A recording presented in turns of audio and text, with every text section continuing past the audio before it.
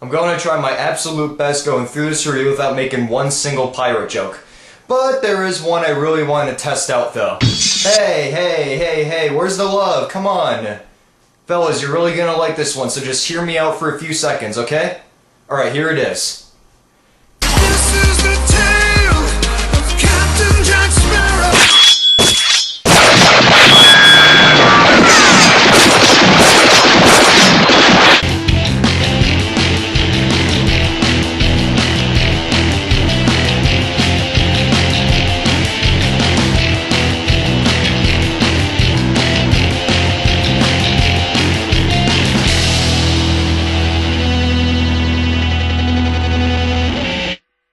Going into this movie, I was really anticipating it because I am a huge fan of stop-motion animation, and in particular, Aardman Animations, which is without a doubt the king of that type of animation. Whether it's the extreme nostalgia that comes out of me for the Wallace and Gromit duo or Chicken Run back in 2000, I've always stuck beside Aardman Animations because they have made consistently entertaining, family-friendly animated movies since the late 80s when they started with the Wallace and Gromit shorts, and then leading up today where we have the Pirates Band of Misfits, which was made in part with Sony Pictures Animation along with Aardman. The story follows this pirate who is aptly named Pirate Captain, who's voiced by Hugh Grant, and he and his crew are trying to win the Pirate of the Year award until they side-cross with Charles Darwin, who's voiced by David Tennant, who has a plan of his own that could win him the award. Just like all Aardman movies, the movie has a very simple plot because what you get out of an Aardman Animations movie is very clever and witty humor, but also has a huge heart to its core along with it as well. And in the end, the Pirates Band of Misfits is a very genuinely entertaining entry, once again for Aardman,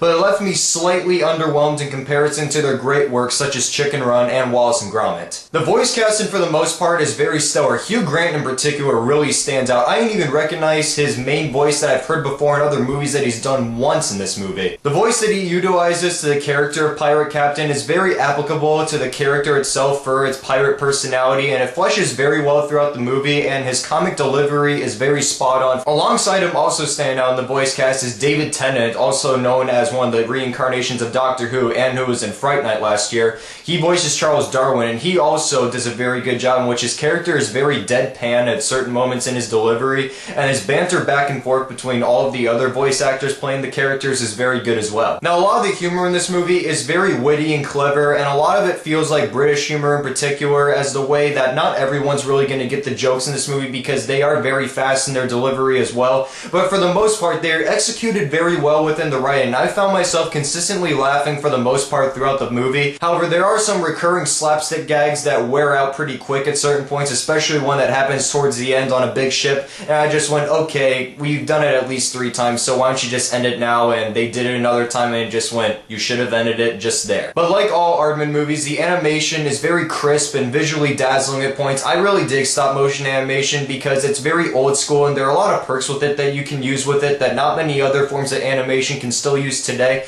And for the most part, it adds on to the way that most visual gags play out as well, especially within the physical humor that is present in this movie as well. Now, however, as much as I enjoy this movie, the reason why it doesn't really rank on par with Aardman greats such as Chicken Run and Wallace and Gromit is because it does get a little inconsistent towards the end. For instance, the pacing in the final act really slows down in comparison to the first 2 acts, and as I said, in particular, there are slapstick humor gags that do wear out their welcome pretty fast at points, and there's a point where drama sort of kicks in more than the humor towards the end as well, where it doesn't really detract fully from the experience that I was enjoying, but it did leave me slightly underwhelmed. Overall, though, as a die-hard Aardman Animations fan, I really enjoyed the Pirates Band of Misfits. It may not be one of their greatest efforts by Aardman, but I still really enjoyed it. In particular, I think Hugh Grant did a phenomenal job in the voice acting as Pirate Captain, and the animation as usual was beautiful and visually dazzling like all the other Aardman Animation movies there are.